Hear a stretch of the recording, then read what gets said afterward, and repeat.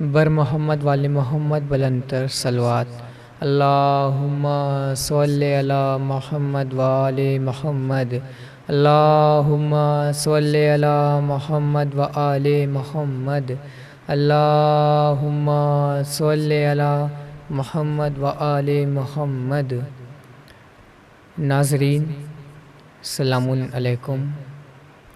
آج ہم آپ کے روبرو لائیو تشریف لے کر آئے ہیں ایک آن لائن مجلس 20واں کو، جو برائے سال ثواب مرحوم سید رضوان حسین منٹو ابن سید رفیق حسین رضوی صاحب کے ایصال ثواب کے لیے۔ مرحوم کا انتقال ابھی حال میں ہی چند روز پہلے ہوا ہے۔ یہ مرحوم کے پورے خانوادے کے لیے بہت بڑا غم ہے، اور خاص کر کے منٹو بھائی کی وائف کے لیے یہ بہت بڑا غم ہے۔ اور مجھے جیسا کہ پتہ چلا کہ مرحوم منٹو بھائی کے 2 بچے بھی ہیں، میں ان کی خدمت میں تعزیت پیش کرتا ہوں۔ ناظرین، مجلس کا آغاز کرنے سے پہلے میری آپ لوگوں سے گزارش ہے کہ آپ لوگ ایک سورہ فاتحہ کا نذرانہ مرحوم سید رضوان حسین منٹو ابن سید رفیق حسین رضوی کے ایصال ثواب کے لیے ضرور ہدیہ کریں۔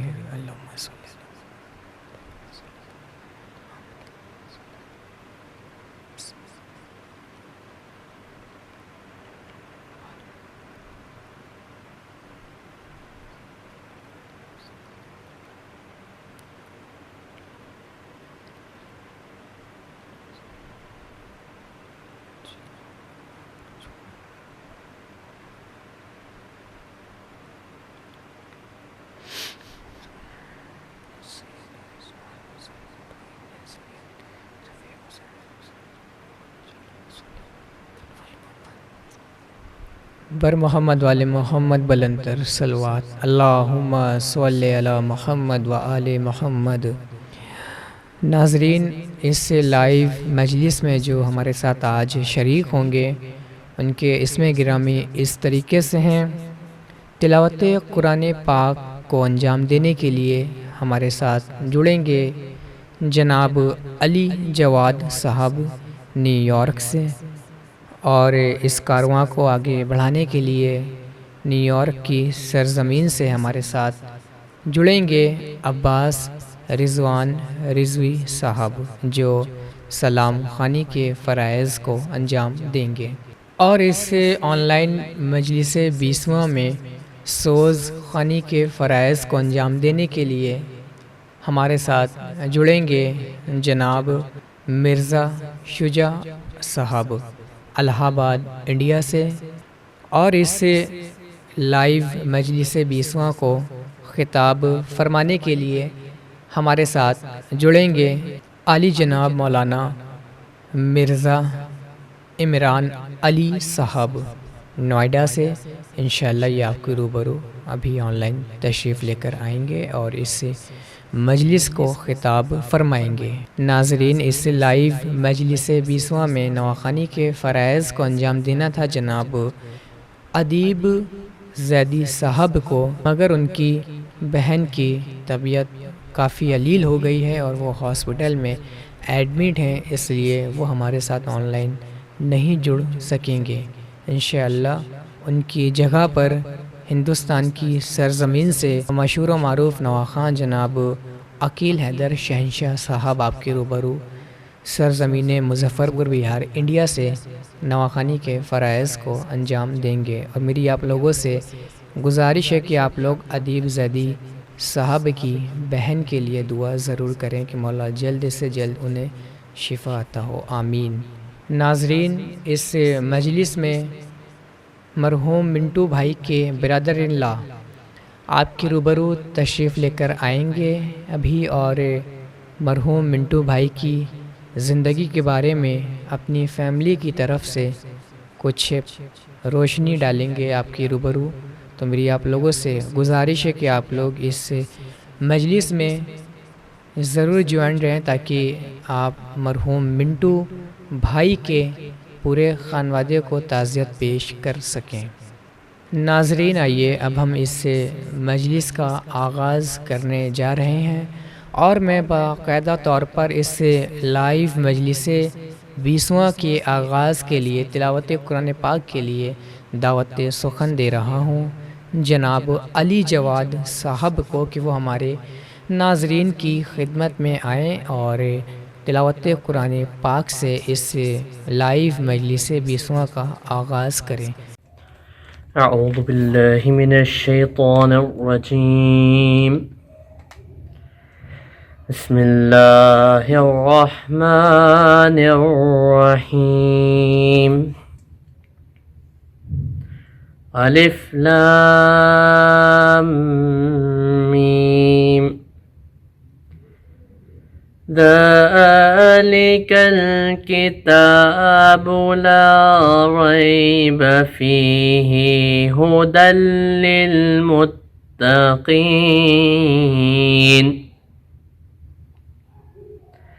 الذين يؤمنون بالغيب ويقيمون الصلاة ومما رزقناهم ينفقون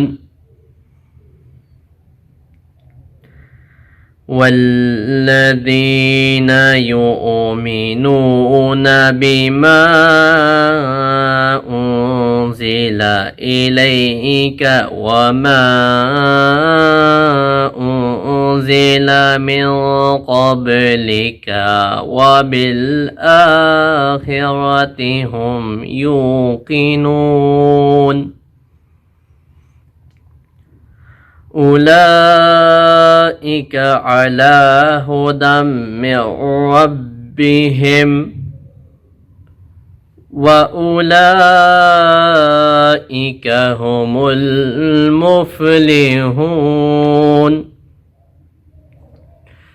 اللہ اکبر،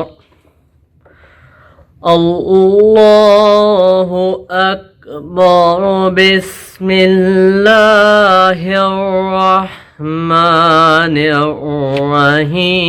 الرحیم، قل هو اللہ احد اللہ الصمد لم يلد ولم يولد ولم يكن له كفوا أحد۔ بسم الله الرحمن الرحيم، إنا أعطيناك الكوثر فصل لربك وانهر إن شانئك هو الأبتر۔ صدق اللہ العلی العظیم۔ جزاک اللہ، سبحان اللہ۔ میں مرحوم کے پورے خانوادے کی جانب سے آپ کا شکر گزار ہوں جناب علی جواد صاحب کے آپ نے اس مجلس 20واں میں تلاوت قرآن پاک کے فرائض کو انجام دیا۔ ناظرین، آئیے اب میں دعوت سخن دے رہا ہوں جناب عباس رضوان رضوی صاحب کو، جو نیو یارک سے ہمارے ساتھ جڑے ہوئے ہیں۔ میری ان سے گزارش ہے کہ وہ ہمارے ناظرین کی خدمت میں آئیں اور سلام خوانی کے فرائض کو انجام دیں۔ نعرہ رسالت یا رسول اللہ، نعرہ رسالت یا رسول اللہ، نعرہ حیدری یاری حیدری یاری، نعرہ حیدری یاری، محمد محمد صلوات اللہم صلی علی محمد حسین الغریب الغریب الحسین، حسین شہید شہید الحسین، حسین الغریب حسین شہید شہید الحسین دعائی دعائی خدا را دعائی یہ دشت بلا میں ہے کیسی تباہی بہایا ہے کس نے یہ خون محمد قیامت ڈھائی ہے کس نے آئی جوانوں بزرگوں کو مارا گیا ہے شہیدوں میں شامل ہے ننھا سپاہی حسین الغریب الغریب الحسین حسین شہید شہید الحسین حسین الغریب الغریب الحسین حسین شہید شہید الحسین کیا جشن بھرپائی اہل ہوا سے شہیدوں کے لاشیں پہ ڈنکے بجائے جلا ڈالے آل محمد کے خیمے سکینہ کے منہ پر تماچے لگائے جو بیمار تھا اس کا بے سر نہ چھوڑا نبیزادیوں پر بھی درے چلائے حسین الغریب الغریب الحسین حسین شہید شہید الحسین حسین الغریب الغریب الحسین حسین شہید شہید الحسین اٹھی اپنے مرکز سے بنت محمد سیاہ شب کی چادر میں چہرہ چھپا کر گئی کربلا میں تو اس نے یہ دیکھا ہے بوسی دبرتے میں ایک لاش بے سر بدن سارا تیروں سے جلی پڑا ہے لہو ہے ڈوبا ہوا سارا بہ کر حسین الغریب الغریب الحسین حسین شہید شہید الحسین حسین الغریب الغریب الحسین حسین شہید شہید الحسین محمد صلوات. شکریہ جناب عباس رضوان رضوی صاحب، میں آپ کا مرحوم کے پورے خانوادے کی جانب سے شکر گزار ہوں. آئیے اب ہم دعوت سخن دے رہے ہیں سوز خوانی کے فرائض کو انجام دینے کے لیے مرزا شجاع صاحب کو، جو الہ آباد سے ہمارے ساتھ جڑے ہوئے ہیں. ان سے میری گزارش ہے کہ وہ ہمارے ناظرین کی خدمت میں آئیں اور اس مجلس میں سوز خوانی کے فرائض کو انجام دیں.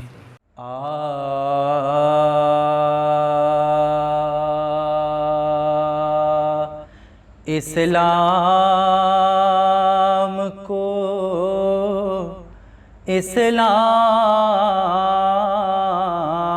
اسلام بنایا حسین نے، اسلام کو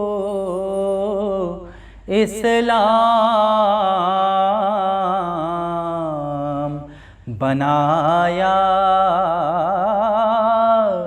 حسین نے، سر دے کے دہر کفر کو ڈھایا حسین نے، حقانیت کا سیکا دلوں پر بٹھا دیا،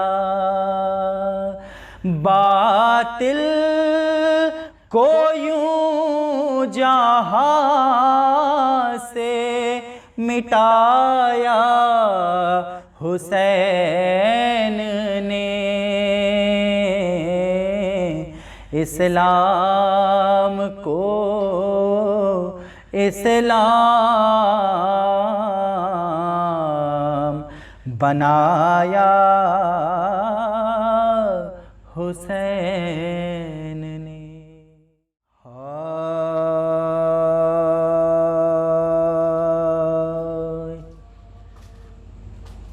اقربا کٹ گئے جب شاہ کے باری باری، اقربا کٹ گئے جب شاہ کے باری باری، اور عدم چلنے کی اس شاہ نے کی تیاری، خیمے کا پردہ اٹھا، زین اللبا ایک باری، خیمے کا پردہ اٹھا، زین اللبا ایک باری، دیکھ مقتل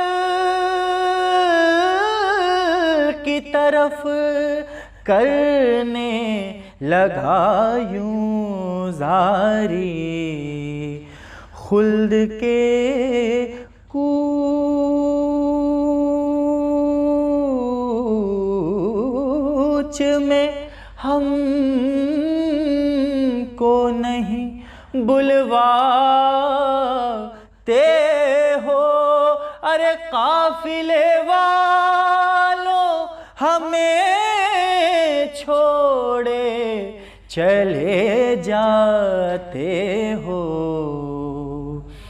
اقربا کٹ گئے جب رخصت حسین کا ہنگام آ گیا، آئے زمین پہ گھوڑے سے،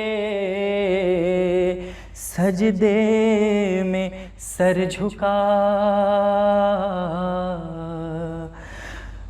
قاتل وہ آستین چڑھاتا ہوا بڑھا، اور بالی پہ روح سیدہ نے سر پٹک دیا، خنجر پھیرا تو ماں کا کلیجہ الٹ گیا، اور زہرا کی گود میں سرے شبیر کٹ گیا، زہرا کی گود میں سرے شبیر کٹ گیا، وہ جانب خیام بڑھی فوج اشقیاء، سر کھولے ساتھ ساتھ چلی بنت مصطفیٰ، ارے لٹنے لگے خیام، سروں سے چھنی ردا، خیمے سے نکلی زینب مضطر برہ نہ پا، آغوش میں چھپا کے خدا کے کلام کو، ارے بازو پکڑ کے لے چلی بیمار امام کو، بازو پکڑ کے لے چلی بیمار امام کو۔ زینب چلی تھی خیمے سے جب ہو کے بیردہ، ارے بیٹی کو تک رہی تھی بڑے دکھ سے سیدہ، ایک بار سوئے عالم ارواح رخ کیا، دیکھا کہ دیکھتے تھے ادھر ہی کو مصطفیٰ، روکے تھا جن کو ضبط وہ سوتے ابل پڑے، ارے دیکھا پدر کو آنکھ سے آنسو نکل پڑے، دیکھا پدر کو آنکھ سے آنسو نکل پڑے، ہائے فرمایا رو کے دیکھتے ہیں آپ یا نبی، ارے امت نے جو حضور کی اطرت کی قدر کی، ارے بابا صلہ تھا کیا میری خدمات کا یہی، ارے بابا مرا حسین میری گود اجڑ گئی، بابا قصور کیا تھا میرے نور عین کا، ارے بابا چھری سے کاٹا گیا سر حسین کا، بابا چھری سے کاٹا گیا سر حسین کا۔ جزاک اللہ، سبحان اللہ، سلامت رہیں جناب شجاع صاحب۔ میں مرحوم کے پورے خانوادے کی جانب سے آپ کا شکر گزار ہوں۔ ناظرین، جیسا کہ میں نے آپ کو بتلایا تھا کہ مرحوم منٹو بھائی کے برادر ان لا آپ کے روبرو تشریف لے کر آئیں گے اور جناب منٹو صاحب مرحوم کے بارے میں اپنی فیملی کی جانب سے چند پیغامات پیش کریں گے۔ اب میری گزارش ہے جناب رضا صاحب آپ سے کہ ہمارے ناظرین کی خدمت میں آئیں اور چند پیغامات مرحوم منٹو بھائی کے لیے پیش کریں۔ آج منٹو میاں رضوان حسین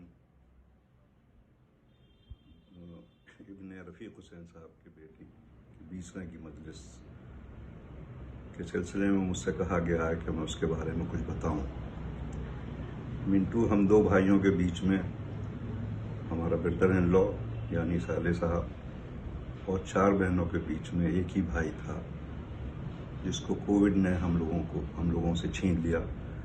24 اپریل صبح 3:30 بجے اس نے اس دنیا فانی سے کوچ کیا۔ مجھے سمجھ نہیں آ رہا کہ میں منٹو کے بارے میں کہاں سے شروع کروں۔ اس قدر مخلص، مہربان، دوسروں کے کام آنے والا، ہر وقت مدد کے لیے کھڑا رہنے والا، اتنا اچھا انسان، اتنا تندرست، جو خود ایک جم چلاتا ہو مسلسل کے نام سے، اور ایک سہایتا کیندر کھول رکھا تھا لوگوں کی مدد کے لیے، ہر وقت لوگوں کے کام کے لیے کھڑا رہتا تھا، اور اپنی اس کوالٹیز کی وجہ سے ہی وہ پچھلے 15-20 سال سے یعنی 4-5 مرتبہ سے سبھاسد چنا جاتا تھا۔ کبھی وہ ہارا نہیں، کبھی کوئی اس کو ہرا نہیں سکتا تھا، اس قدر ہر دل عزیز تھا۔ مجھے یاد ہے کہ جب بھی میں نوئیڈا سے آتا تھا اور اس کے ساتھ اسکوٹر پہ بیٹھ کے چلتا تھا تو اس قدر سلاموں کی بوچھار ہوتی تھی، ہر دوسرا آدمی منٹو بھائی السلام علیکم، منٹو بھائی السلام علیکم، करता था, और अगर मुझे कोई चीज़ ख़रीदनी है उसके साथ किसी भी दुकान पे जाऊं तो वो दुकानदार फिर अलग से पैसे कम करके मुझसे कहता था कि भाई आप मिंटू भाई के बहनोई हैं तो हमारे बहनोई हैं, हम आपसे कोई मुनाफा नहीं लेंगे, क्योंकि मिंटू हर एक के लिए हर वक्त मौजूद है मदद के लिए। जब उसका जनाजा 24 अप्रैल को घर पर उसी के लिए रखा हुआ था तो हमारे समधी रिजवी साहब हमारे बगल में बैठे हुए थे। मैंने उनसे कहा कि मिंटू के जाने से 2 घर लावारिस हो गए, एक उसकी अपनी फैमिली, 2 छोटे छोटे बच्चे हैं, और एक माँ का घर जिसमें 2 बहनें हैं। तो रिजवी साहब ने कहा कि ये मत कहिए रजा साहब कि 2 घर वो हो गए। मिंटू के जाने से पूरा मोहल्ला एक तरह से वो हो गया लवारिस, क्योंकि हम यहाँ एडमिनिस्ट्रेशन प्रशासन के लिए या कोई भी काम करने के लिए हमारी पीठ भारी थी कि हमको मिंटू से कहना है।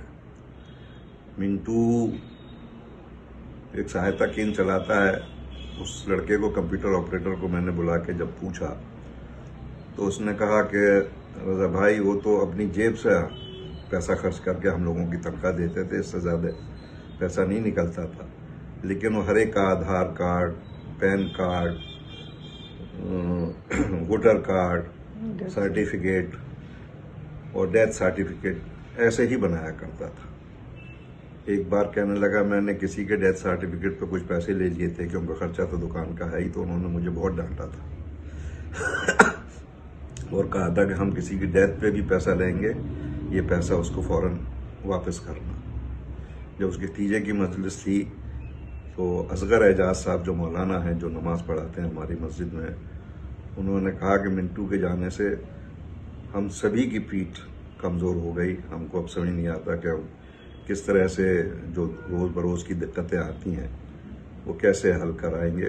मिंटू हमेशा खड़े रहते थे और हमको भी ये रहता था कि हम नोएडा में रहते हैं कि जब भी अलीगढ़ का कोई काम होगा तो हमें कोई फिक्र नहीं थी कि मिंटू मियाँ मौजूद हैं, उनसे कहेंगे तो वो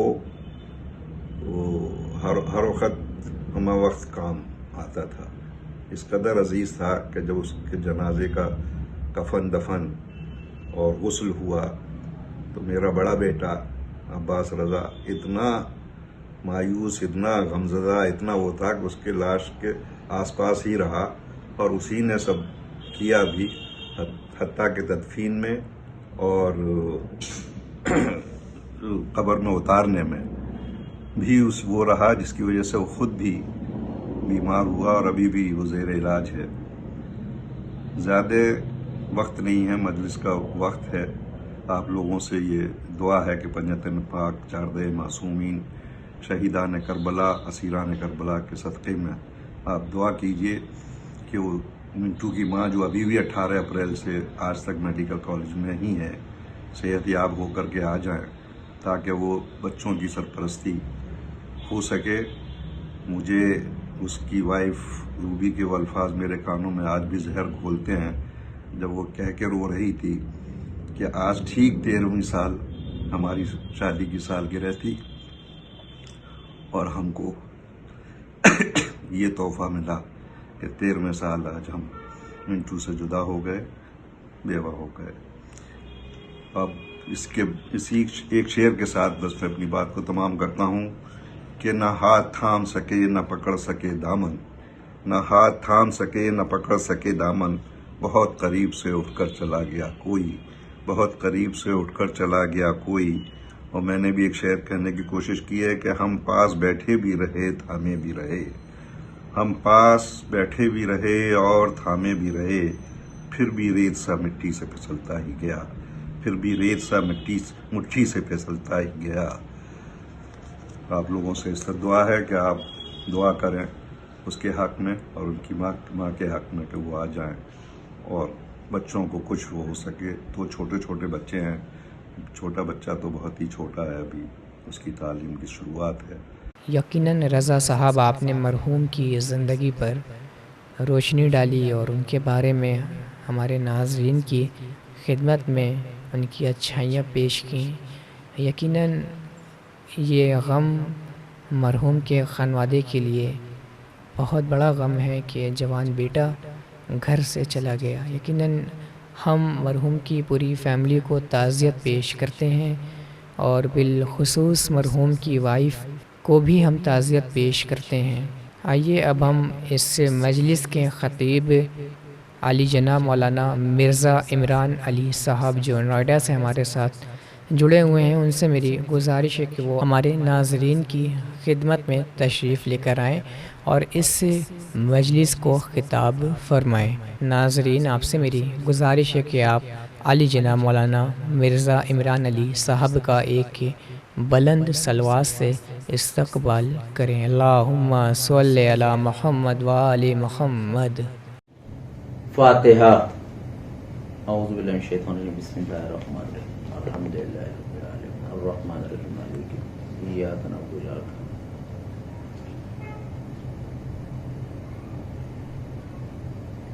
ما شاء اللہ لا حول ولا قوۃ الا باللہ العلی العظیم۔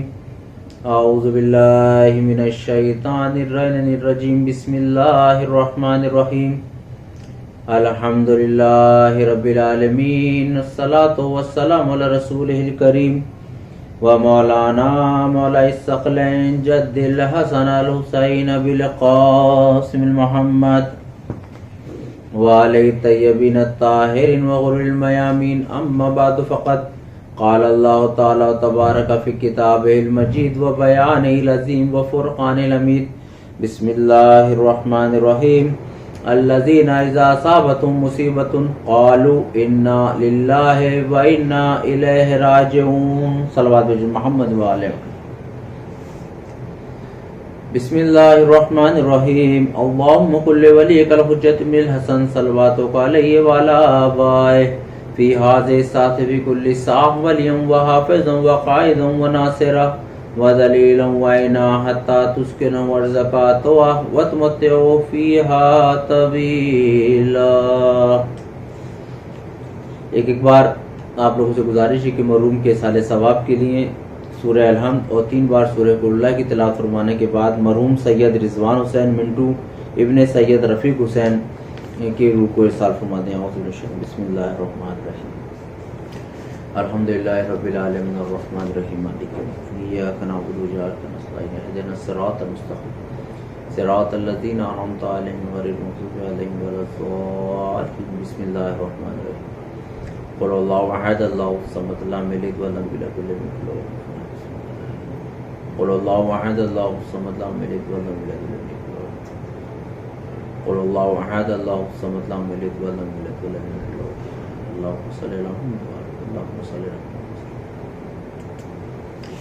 ناظرین، پروردگار بصدقہ چودہ معصومین اس ماہ رمضان میں اس مرحوم منٹو کی مغفرت فرمائے۔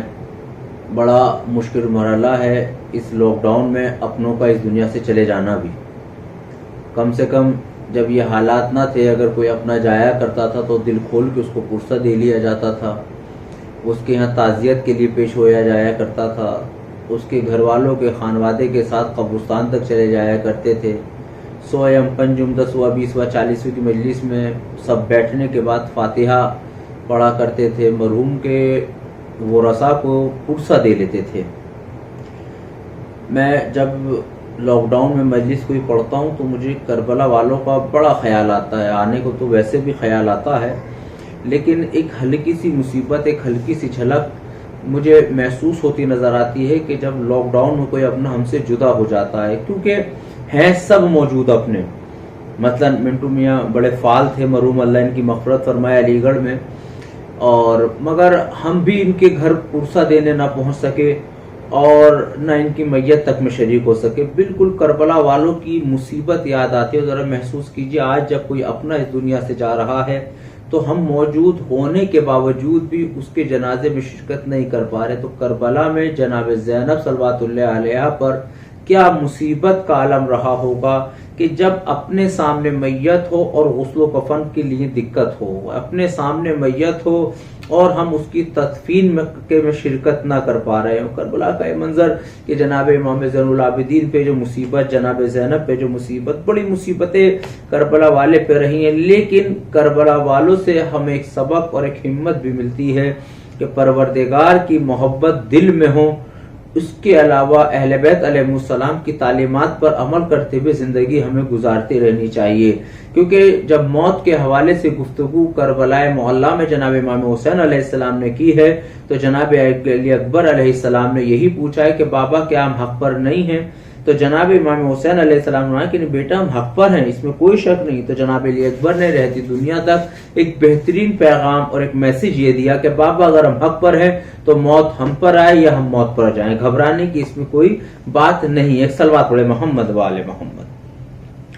اس وقت کے حالات آپ سے پوشیدہ نہیں ہے کہ ہمارے ہندوستان کے کیا حالات ہیں اور کس طریقے سے موتوں پہ موتیں ہو رہی ہیں. ابھی کسی کا 10واں نہیں ہو پاتا کہ تیجا ہے، تیجا نہیں تو 10واں ہے. یعنی آپ یہ لگا لیں میں دہلی میں رہتا ہوں، علی گڑھ جاب ہے، تو اس حوالے سے بھی میں جب بھی صبح اٹھنے کے بعد شہر میں نماز فجر کے بعد فارغ ہو کے تھوڑی دیر کے لیے موبائل اٹھا کے دیکھتا ہوں تو آپ یقین جانیے کہ 2-4 اپنے ملنے جلنے والوں کی خبر آ جاتی ہے. اللہ اس مہاماری کے دور میں اہل بیت کے صدقے میں ہمیں ہمت دے، حوصلہ دے اور جلد سے جلد اس بیماری کو نیست و نابود فرما. نہ جانے کتنی ماؤں سے ان کی اولادیں چھن گئیں، کتنے بیٹوں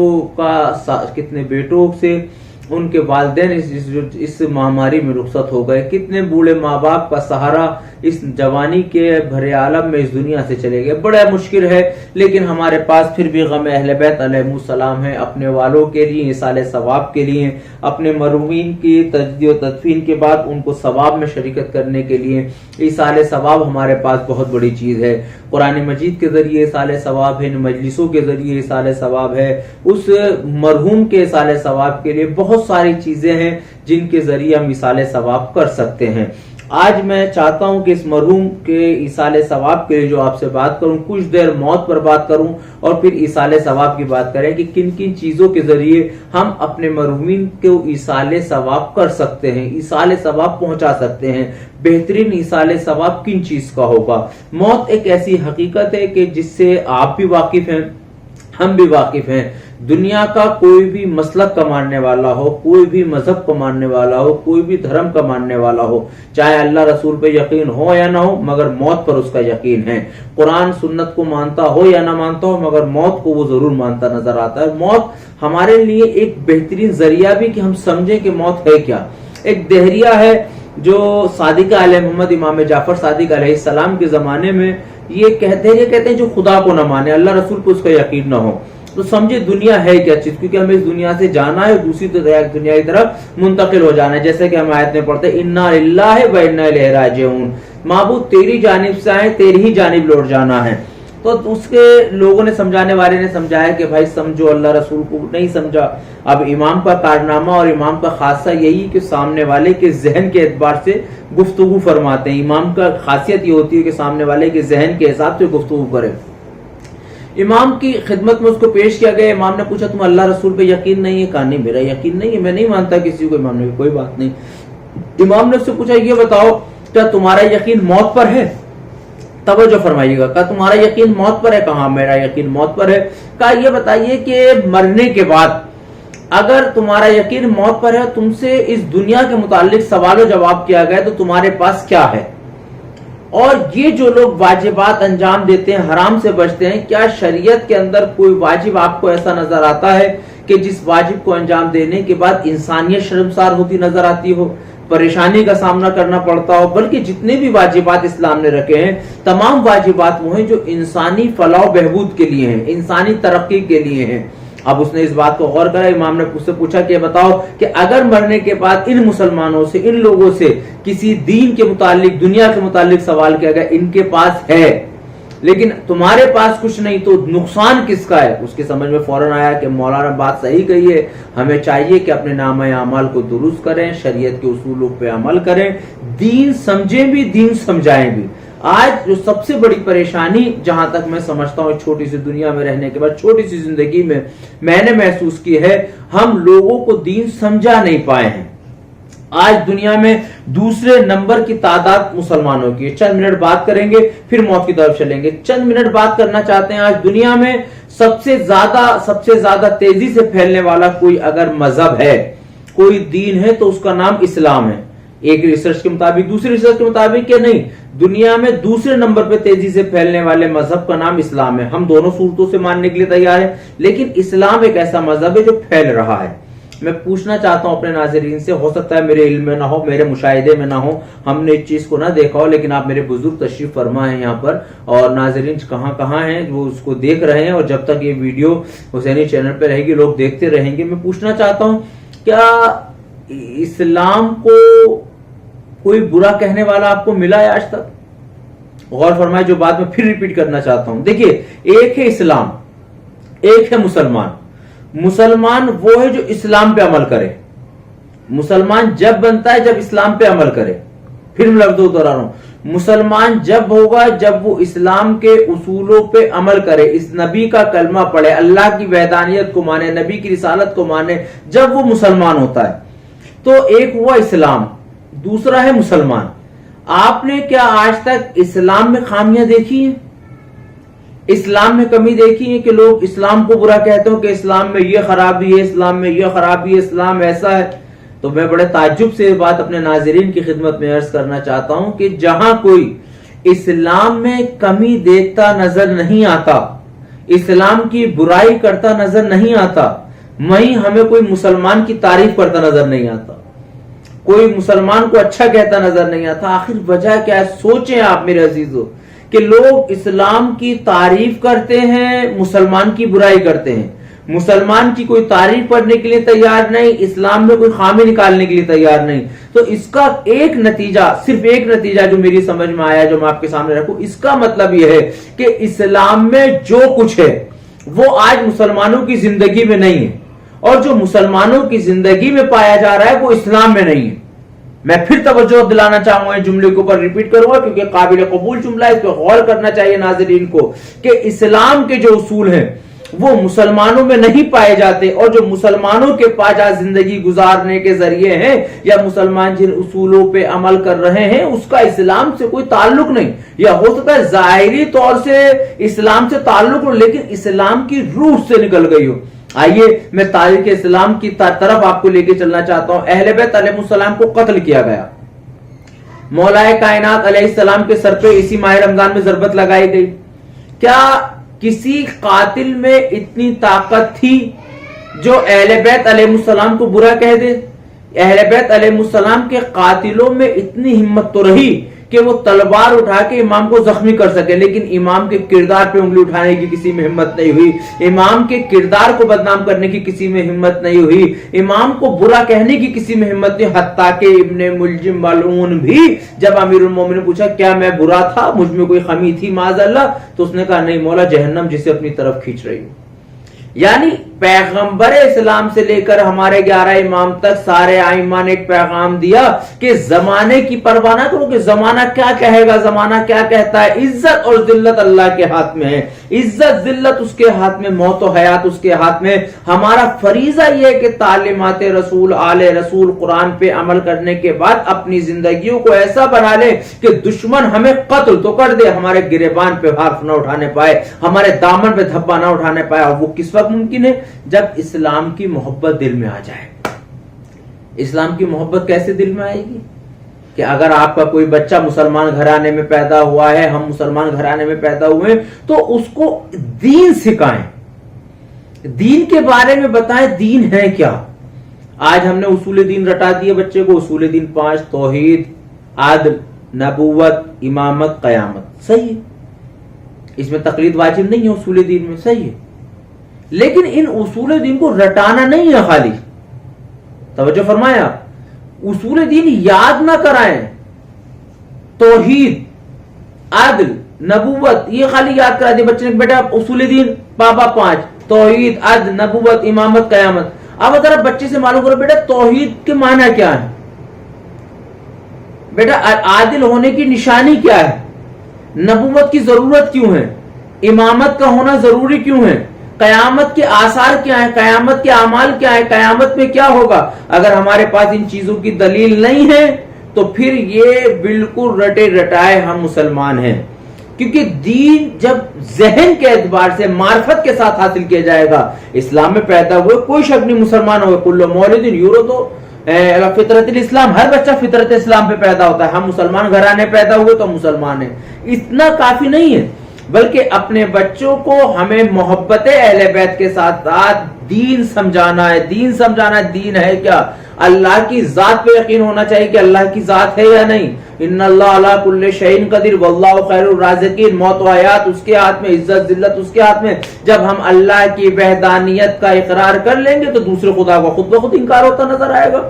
جب اللہ کو ہم توحید کے قائل ہو جائیں گے, اللہ کے عادل کے قائم ہو جائیں گے. اللہ عادل ہے, عادل ہونے کی پہچان کیا. میں پوچھنا چاہتا ہوں اپنے ناظرین سے, انشاءاللہ کمنٹس کے ذریعے بتائیں گے میرے ناظرین کہ اللہ کی توحید پہ کیا دلیل ہمارے پاس ہے, ہمارے بچوں کے پاس. ہم نے کتنی دیر اپنے بچوں کے ساتھ بیٹھ کر توحید پہ بات کی. توحید ہے کیا, قل هو اللہ احد اللہ الصمد, سورہ توحید ہے پورا سورہ. اس سورے کی کتنی تشریح ہم نے اپنے بچوں کو سنائی ہے. اس کے بعد عادل کے کیا معنی ہے, عدالت کسے کہتے ہیں.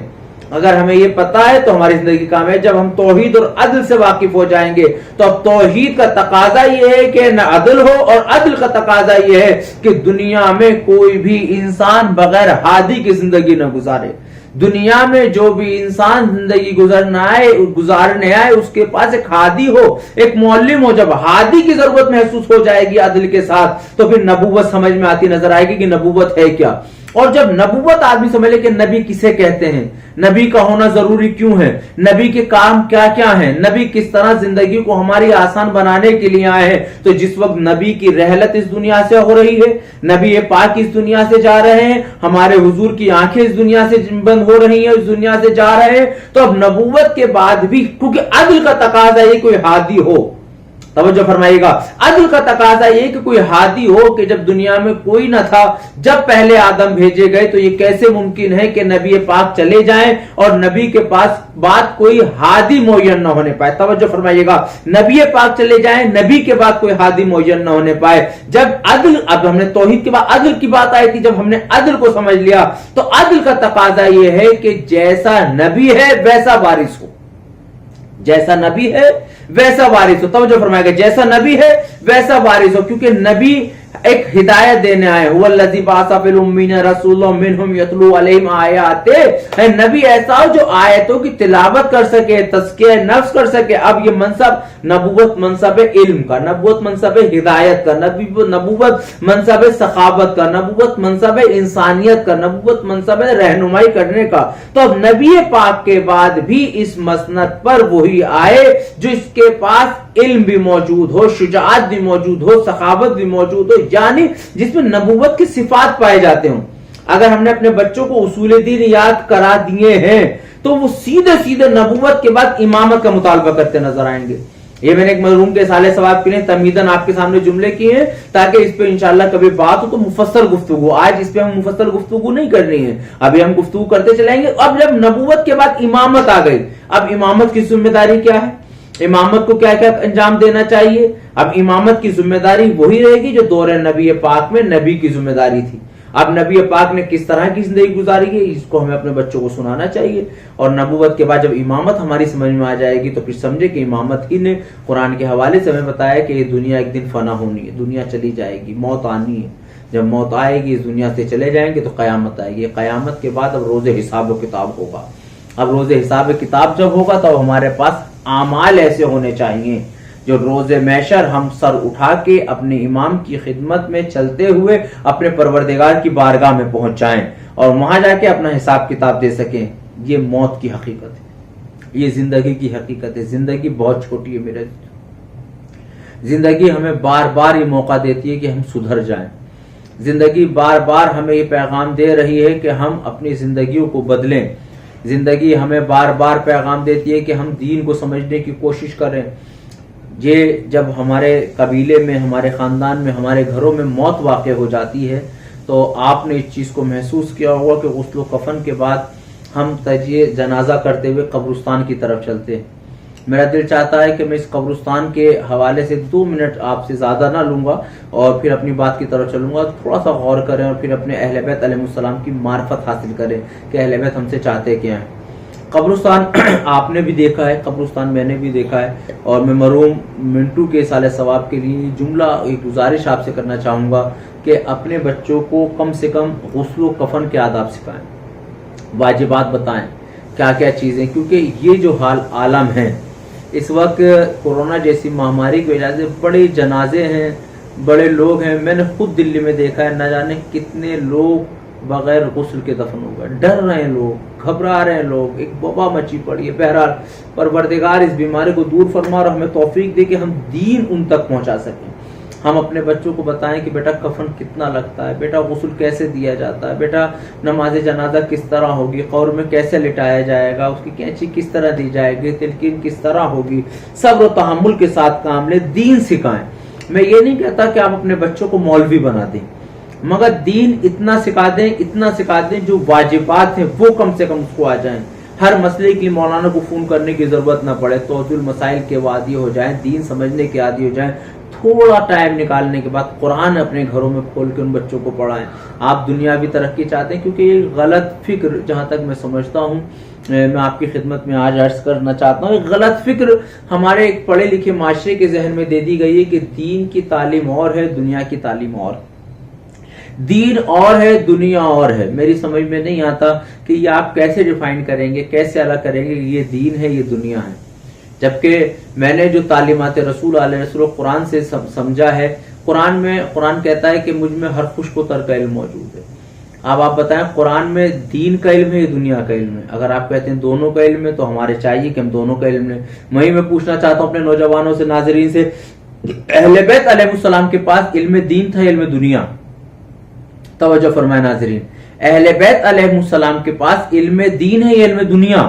ان کے پاس دین کی باتیں ہوتی تھی یا دنیا کی باتیں ہوتی تھی؟ ظاہر سی بات ہے, ہر پڑھا لکھا ذہن کہے گا مولانا اہل بیت کے پاس دونوں علم موجود تھے. اہل بیت علیہ السلام کے پاس ہر علم موجود تھا. ان سے کوئی دین کے متعلق پوچھتا تھا تو بتاتے نظر آتے تھے, دنیا کے متعلق پوچھتا تھا تو بتاتے نظر آتے تھے. تو اس کا مطلب یہ ہے کہ جب اہل بیت علیہ السلام کے پاس قرآن مجید کے اندر علم دین اور علم دنیا دونوں ہیں, تو اب ہمارے نوجوانوں کو بھی یہ چاہیے کہ دین اور دنیا دونوں کا علم حاصل کریں. بلکہ سمجھ لیں, اس لفظوں کو میں دوہراؤں, دین اور دنیا کا علم حاصل کریں. دین آیا ہے دنیا بنانے کے لیے, دنیا ہے آخرت سنوارنے کے لیے. دین کا کام ہے دنیا بنانا.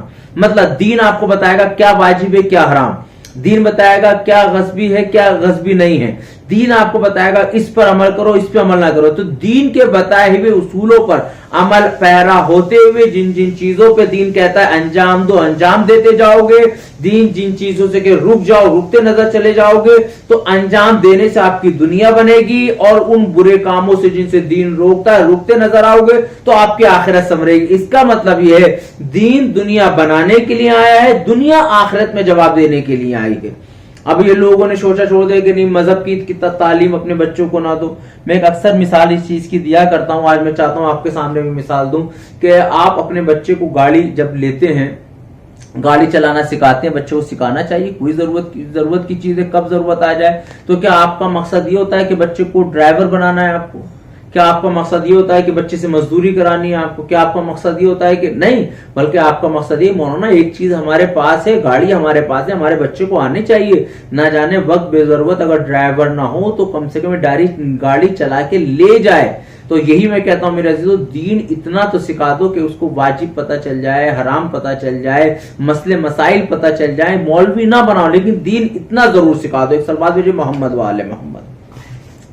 دین جب سیکھ لیتا ہے آدمی تو ایک سکون ملتا نظر آتا ہے. تو میں نے آپ سے گزارش کی تھی, آئیے پھر میں موت کے اوپر گفتگو کرتے ہوئے آپ سے بات کروں کہ موت ہے کیا. موت ہے اس دنیا سے چلے جانا. ہم نے دیکھا ہے کہ جب ہمارے جنازے رکھے ہوتے ہیں, کسی کی موت واقع ہو جاتی ہے, تو آپ اور ہم دونوں قبرستان کی طرف جاتے ہیں یا نہیں جاتے؟ جانا چاہیے. شریعت کہتی ہے لا الہ الا اللہ محمد رسول اللہ علی ولی اللہ, یا تکبیر بلند کرتے ہوئے جو نماز میت کی تکبیریں وہ, یا میت کے لیے استغفار کرتے ہوئے تشییع جنازہ کریں, قبرستان تک جائیں. اب یہی قبرستان تک جاتے ہیں تو آپ بھی قبرستان میں ہوتے ہیں، مردہ بھی قبرستان میں ہوتا ہے، مردہ ہمارے کاندھوں پہ قبرستان جاتا ہے اور ہم بھی قبرستان پہنچ جاتے ہیں۔ کبھی آپ نے غور کیا ہے کہ اس مردے میں اور ہم میں کیا فرق ہے؟ بھائی قبرستان تک مردہ بھی پہنچا ہے اور قبرستان میں ہم بھی موجود ہیں، مردہ بھی قبرستان میں ہے، ہم بھی قبرستان میں، اس مردے میں اور ہم میں کیا فرق ہے؟ یہی سوال جب امیر المومنین علیہ السلام نے پوچھا کسی سے، پوچھنے والے سے کہ یہ بتاؤ اس مردے میں، توجہ فرمائے ناظرین، اس مردے میں اور آپ میں کیا فرق ہے؟ تو بتانے والوں نے بتا نہیں پائے تو امیر المومنین سے کہا کہ مولا آپ یہ ہماری تعلیم فرمائیں، آپ مشکل کشا ہیں، مولا آپ ہمت دیں، مولا آپ تعلیم دیں۔ تو مولانا نے فرمایا بہترین پیغام ہے موت کے حوالے سے، میرے سنیے، اس قبرستان تک جاتے ہیں نا، اب مولا کائنات علی ابن ابی طالب علیہ السلام ارشاد فرماتے ہیں کہ اس مردے میں اور ہم میں صرف ایک فرق ہے، اس مردے کو جس کو ہم اپنے کاندھے پہ قبرستان تک لے کے آئے ہیں، آج قبرستان میں چھوڑ کے جا رہے ہیں مگر ہم اپنے پیروں سے واپس جا رہے ہیں، اس مردے میں ہم میں یہ فرق ہے کہ اس مردے کے پاس اب مہلت نہیں ہے اپنے کیے ہوئے گناہوں کے ازالے کی، اس مردے کے پاس اپنی غلطی سدھارنے کا موقع نہیں ہے۔ وہ امیر المومنین بہترین پیغام دے دیا، لیکن جو قبرستان تک آئے ہیں اور قبرستان سے واپس جا رہے ہیں، ان نوجوانوں پہ، ان بزرگوں کو تشییع جنازہ کرنے والوں کے پاس آج مہلت ہے، ورنہ قبرستان مردے نے بھی دیکھ لیا ہے، قبرستان ہم نے بھی دیکھ لیا ہے، بس مردہ یہیں رہ کے ختم ہو جائے گا۔ ہم چاہیں تو اپنے گناہوں کا ازالہ کر سکتے ہیں، غلطیوں کا ازالہ کر سکتے ہیں۔ ایک صلوات پڑھ دیجئے محمد و آل محمد۔ ہمیں سمجھنے کی ضرورت ہے کہ ہم دین کو سمجھیں، ہم کتنی غلطیاں کر جاتے ہیں آج اپنی زندگی میں، ہمیں پتہ ہی نہیں، کتنا کا دل دکھا دیتے ہیں ہمیں پتہ ہی نہیں، ہم ایک دوسرے سے معافی مانگنے کے عادی نہیں۔ ماہ رمضان چل رہا ہے، تلاوت قرآن مجید کریں میرے عزیزو، تلاوت قرآن مجید کے ذریعے میں چاہتا ہوں کہ تلاوت قرآن مجید معنی سمجھتے ہوئے کریں، سمجھنے کی کوشش کریں قرآن ہم سے بات کرنا کیا چاہتا ہے، قرآن ہم سے کہنا کیا چاہتا ہے۔ اہل بیت علیہ السلام کی محبت اپنے بچوں کو دلوں میں بھر دیں، ان کو اہل بیت علیہ السلام کی محبت کی تعلیم دیں۔ آج گھروں کے ماحول اس قدر پرآشوب ہو چکے ہیں کہ ہر آدمی اپنے موبائل میں، ٹی وی میں، ادھر ادھر لگا ہوا ہے۔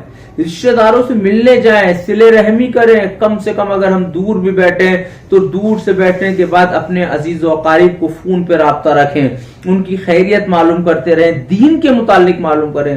آج ہم بات کرتے ہیں، میں آپ سے کہنا چاہتا ہوں، گزارش کر رہا ہوں، بھائی ہونے کی حیثیت سے گزارش پہ ایک بار عمل کرنے کی کوشش کیجیے گا۔ آج ہم کتنے دیندار ہیں، مجلس سے اندازہ نہ لگائیں، محفلوں سے اندازہ نہ لگائیں، یہ بھی ایک دین کا حصہ ہے، اس سے کوئی انکار نہیں، لیکن اہل بیت کی محبت ہمارے دل میں کتنی ہے، ہم کتنے دیندار ہیں۔ رات کی تاریکی میں جب بستر پہ لیٹ جائیں تو میں گزارش کر رہا ہوں صرف 10 منٹ دین کے متعلق بات کریں۔ آپ یہ پیغام دے رہا ہوں میں آپ کو میرے ذریعے، رات کو جب بستر پہ لیٹیں تو کسی امام کے متعلق بات کریں، کسی امام کے بارے میں سوچیں، قرآن کے بارے میں سوچیں۔ کیا ہم 10 منٹ امام پہ بول سکتے ہیں؟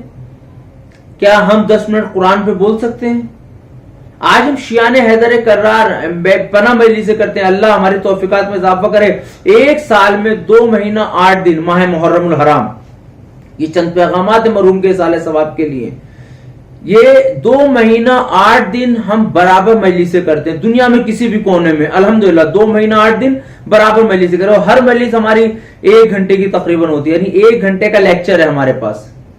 کتنے گھنٹے کا؟ 1 گھنٹے کا لیکچر ہے۔ کتنے دن سن رہے ہیں؟ 2 مہینہ 8 دن۔ اس کے علاوہ 10واں ہے، سویم ہے، 20واں ہے، 40واں ہے، برسی کی مجلس ہے، ایک مجلس کے بعد دوسری مجلس، دوسری مجلس کے بعد تیسری مجلس، برابر مجلس ہم انجام دے رہے ہیں۔ ان مجلسوں کے بعد ہمارے پاس کیا علم موجود ہے؟ میں کہنا چاہتا ہوں کہ جس آدمی نے 1 سال بھی مجلس امام حسین علیہ السلام سن لی ہے، جس نے 68 گھنٹے دین کی تعلیم، مجلسوں میں دین ہی سکھایا جاتا ہے نا، شریعت ہی بتائی جاتی ہے، 68 گھنٹے سنا ہو مجلس، کیا ماہ محرم کے بعد اس 68 گھنٹے 68 آور سننے کے بعد ہمارے بچوں میں، ہماری بہنوں میں، ماؤں بہنوں میں، ہماری قوم میں اتنا شعور پیدا ہوتا ہے جو صرف 68 گھنٹے سننے کے بعد 68 منٹ کسی غیر شیعہ کو اسلام اور شیعت سمجھا سکیں، کسی غیر مذہب کو اسلام سمجھا سکیں کہ اسلام ہے کیا؟ میرے عزیزو، بات بہت کڑوی، لیکن میں کہنا چاہتا ہوں ہم کتنی مجلسیں کرتے ہیں۔ آج یہ ان مجلسوں کو ہم کہتے ہیں درسگاہ امام حسین، میری بات سے انکار نہیں کر سکتا کوئی آدمی، کیونکہ یہ وہی باتیں جو ہمارے معاشرے میں اسے درسگاہ امام حسین کہتے ہیں، نوحوں میں سلام میں یہ کہتے ہیں یونیورسٹی ہے، یہ درسگاہ ہے. تو دنیا کی کوئی درسگاہ ایسی ہے کہ جہاں امتحان نہ ہوتا؟ دنیا کی کوئی درسگاہ ایسی ہے جہاں ٹائم ٹیبل معین نہ ہو؟ دنیا کی کوئی درسگاہ ایسی ہے جہاں کا سلیبس معین؟ ایک درد ہے جو میں آپ کے درمیان رکھنا چاہتا ہوں میرے عزیزو. آج ہمارے سینٹرز کے اوپر، ہمارے عزا خانوں پہ ہماری انجمنیں اتنی بڑی بڑی مجلسیں آرگنائز کرتی ہیں، چاند رات سے لے کے 8 ربیع الاول تک برابر پروگرام ہوتے ہیں. پھر بھی امام کی ولادت شہادت پہ ہونا چاہیے. اللہ ان تمام پروگرام آرگنائز کرنے والوں کی توفیقات میں اضافہ کرے، ان کو ہمت دے. لیکن میرا درد ایک چھوٹے بھائی کی حیثیت سے، کیونکہ علی گڑھ کا اسٹوڈنٹ ہوں اور رہا ہوں، تو جو چیز میں نے وہاں سے سیکھی وہ یہی تھا کہ انسان جو چیز کو بھی انجام دے رہا ہے آخر میں نتیجہ دے کہ نتیجہ کیا ہے. اتنی مجلسیں سننے کے بعد بھی اگر ہمارے بچوں میں اتنی صلاحیت پیدا نہیں ہو پاتی کہ وہ 68 منٹ دین کو سمجھا سکیں تو پھر مجلسوں کا فائدہ. دوسری چیز کوئی یہ کہہ سکتا ہے مولانا مجھ میں بولنے کی صلاحیت نہیں ہے. صحیح ہے، بولنے کی صلاحیت ہے، آپ بول نہیں سکتے، لکھ سکتے ہو 68 باتیں. آپ اس کو آزمائیے گا آج مجلس کے بعد، جب سن لیں اس کو تو گھر پہ جا کے آزمائیے گا. اچھا خود ہمیں 68 باتیں کیا دین کی یاد ہو گئیں؟ اتنی مجلسیں سننے کے بعد ہم نے اپنی زندگی میں کیا بدلاؤ پیدا کیا؟ ہر مجلس میں محبت اہل بیت بتائی جاتی ہے کہ اہل بیت علیہ السلام کی تعلیمات پہ عمل کرو، اہل بیت نے اس طرح کی زندگی گزاری، اس طرح کی زندگی گزاری. ہم نے اہل بیت علیہ السلام سے کیا لیا ہے؟ ہمارے پاس کیا سخاوت اہل بیت سے آ پائی جیسے اہل بیت کی سخاوت تھی؟ ہمارے پاس اہل بیت علیہ السلام جیسا صبر آ پایا؟ ہمارے پاس اہل بیت علیہ السلام جیسی ماں باپ کی اطاعت آ پائی؟ ہمارے پاس اہل بیت علیہ السلام جیسی غریبوں کی مدد کرنے کا جذبہ پیدا ہو پایا؟ آج اہل بیت علیہ السلام کی تعلیمات پر عمل کرتے ہوئے کیا ہمیں بھوکوں کو کھانا کھلانے کا جذبہ پیدا ہوا؟ اس مہاماری کے دور میں کہ جہاں لوگوں کو کاروبار ختم ہو گئے، آج ہمارے پاس جن کے پاس پیسہ ہے اللہ کی ذات پہ یقین کرتے ہوئے کیا ہم یہ سوچتے ہیں کہ ہم غریبوں کی مدد کر دیں، اپنے غریب رشتہ داروں تک پہنچا دیں؟ کسی کو دے کے مدد نہ کیجیے خالی آپ نے دے دیا کہ فلاں کی مولانا یہ آپ کی ذمہ داری، آپ اتنوں کو دے دیجیے گا. نہیں، آپ اپنے ہاتھ سے ان تک پہنچائیں. آج کتنے ضرورت مند اس ماہ رمضان میں محتاج ہیں. خود ہندوستان کی آپ بات کریں، میں دلی میں رہتا ہوں، دلی کی بات کریں، یعنی کتنے لوگوں کو اب تک ہم نے راشن پہنچایا ہے. سلامت رکھے اللہ ان بزرگوں کو جنہوں نے اپنے مرحومین کے سال ثواب کے لیے اس میں حصہ لے رہے ہیں، وہ علماء جو بڑھ چڑھ کے آگے آ رہے ہیں، وہ انجمن کے عہدیداران جو بڑھ کے آگے آ رہے ہیں، آکسیجن کے لیے، میڈیکل کٹس کے لیے، ماسک کے لیے. آج ایک ایک چیز کے لیے تڑپتے ہیں. دنیا اندھیری نظر آ رہی ہے، کچھ نہیں بچا آج ہمارے پاس. ابھی ملک الموت آئے، پڑھتے پڑھتے لے جائے، کیا رہ جائے گا؟ کیا رہ جائے گا ہمارے پاس؟ ہمارے ساتھ وہی جائے گا جو ہمارے نیک اعمال ہوں گے، ہمارے پاس وہی آئے گا جو ہمارے پاس زندگی گزارنے کا ذریعہ ہوگا. اہل بیت علیہ السلام کی کون سی صفت ہم میں؟ اس کو آزمانے کے لیے ایک پرچہ لیجئے گا جو 10 منٹ میں نے آپ کو کہا ہے، لکھیے گا رات کو. ایک طرف یہ لکھنا کہ ہم نے یہ کام پورے ماہ رمضان میں اہل بیت کی خوشنودی کے لیے انجام دیے ہیں، اور یہ کام ہم نے اہل بیت علیہ السلام کی ناراضگی کے لیے انجام نہیں دی لیکن سرزد ہو گئے. جن کاموں سے اہل بیت ہم سے ناراض ہوئیں گے تو آپ دیکھیے گا، اللہ کرے کسی کا پرچہ ناراضگی والا زیادہ نہ ہو، اللہ کرے. لیکن حقیقت یہی ہے کہ ہم جو باتیں لکھنا چاہیں گے کہ ہم نے اہل بیت کی خوشنودی کے لیے کام انجام دیے، ان کی تعداد جو میں محسوس کرتا ہوں وہ کم رہ جائے گی. اس کی وجہ کیا ہے؟ وجہ یہ ہے کہ مجلس امام حسین علیہ السلام میں 2 تبرک ہیں. آج ہمارا سارا دھیان بعد مجلس تبرک کے اوپر رہ جاتا ہے. میں بڑی جسارت کر رہا ہوں، یہ باتیں کھل کے بولنے کی نہیں ہے، لیکن آپ کے درمیان نہیں بولوں گا تو کس کے درمیان بولوں گا؟ اپنوں سے نہیں کہوں گا تو کس سے کہوں گا؟ میں بھی آپ ہی کا فرد ہوں، میں بھی آپ ہی میں سے ہوں. وہ ایک ہو سکتا ہے آپ میری اصلاح فرمائیں، میرا نمبر لے لیں، میرے نمبر پہ کال کر کے بتائیں کہ مولانا عمران صاحب آپ یہ بات غلط کہہ رہے ہیں، ایسا نہیں، تاکہ میری اصلاح ہو سکے. میں غیر مسلموں میں اٹھنا بیٹھنا ہے، غیر قوم میں میرا کاروبار ہے، میں جاتا ہوں، ان سے باتیں ہوتی ہیں، اپنوں کے ساتھ بھی اٹھتا ہوں. تو ایک چیز مجھے محسوس ہوتی ہے کہ شیعہ قوم، آج ہماری قوم مجلس، ماتم، تبرک بے پناہ خرچ کرتی. کرنا چاہیے، مولا اتنا دیں کہ ہم اپنا سارا سرمایہ ایک چیز پہ لٹا دیں. لیکن کیا تبرک کی صورت یہی ہو سکتی جو مجلس کے بعد ہے؟ کیا اس مجلس کا سلیبس معین نہیں ہونا چاہیے؟ ایک بچہ آپ کا جو اسکول میں جاتا ہے، آپ اسکول میں جانے کے بعد جب اسکول سے واپس آتا ہے، کیا اس کا ہوم ورک آپ چیک نہیں کرتے؟ اس کی پروگریس چیک نہیں کرتے؟ وہ فرسٹ کلاس میں تھا، سیکنڈ میں آیا، سیکنڈ تھرڈ میں آیا، وہ آگے بڑھتا جاتا ہے، آپ اس کا لیبل چیک کرتے ہیں کہ بچے کا لیبل کتنا بڑھا. میں پوچھنا چاہتا ہوں دین کا لیبل کتنا بڑھ رہا ہے ہمارے درمیان؟ اتنی مجلسیں سننے کے بعد، اتنے لیکچر ہونے کے بعد، اتنی برابر جو مجلسیں ہو رہی ہیں، آج ہمارے نوجوان بچوں کا لیبل کتنا بڑھ رہا ہے؟ ان کو دین کی معلومات کتنی ہوتی ہے؟ 12 اماموں کے نام تو ان کو یاد ہو گئے، کیا 12 اماموں کی ولادتیں ان کو یاد ہو پائیں؟ 12 اماموں نے کی جو احادیث ان کو یاد ہو پائیں؟ کیا ان 12 اماموں کی اگر ہم بات کریں 12 اماموں کی شہادت کی تاریخ ان کو یاد ہو پائیں؟ آج کیا ہمارے نوجوانوں کو 12 اماموں کی 12 باتیں بھی یاد ہو پائیں؟ اگر ہر امام سے ہم ایک ایک بات لینے کے بعد بھی اپنی زندگی میں ڈالیں تو 12 اچھائیاں ہمیں پیدا ہو سکتی ہیں۔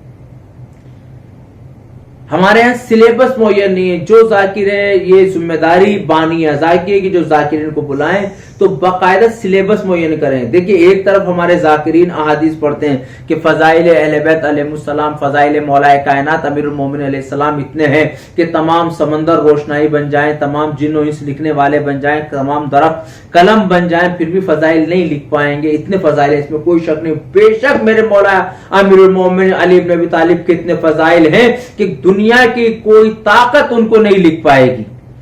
لیکن ہماری مجلسیں، اگر میں جتنی مجلسیں پڑھتا ہوں ان کو محسوس کرتا ہوں، دیکھتا ہوں، بچپن سے مجلسیں پڑھ رہے ہیں، سن رہے، دیکھ رہے، چند ہی روایتوں کا ذکر، چند ہی باتوں کا ذکر ہوتا ہے، باقی روایتوں کا ذکر کیوں نہیں ہوتا؟ باقی باتوں کا ذکر کیوں نہیں ہو پا رہا؟ ہمیں چاہیے ہم جستجو کریں، ہم محنت کریں۔ عوام نے پوچھنا چھوڑ دیا، مولویوں نے پڑھنا چھوڑ دیا، وہی رٹی رٹائی کی باتیں ہیں وہ آ کے آپ کے درمیان رکھی اور ہم خوش ہو گئے، چلے گئے۔ بس ہم نے جب مجلس سے گئے تو کیا لے کے جا رہے ہیں میرے عزیز؟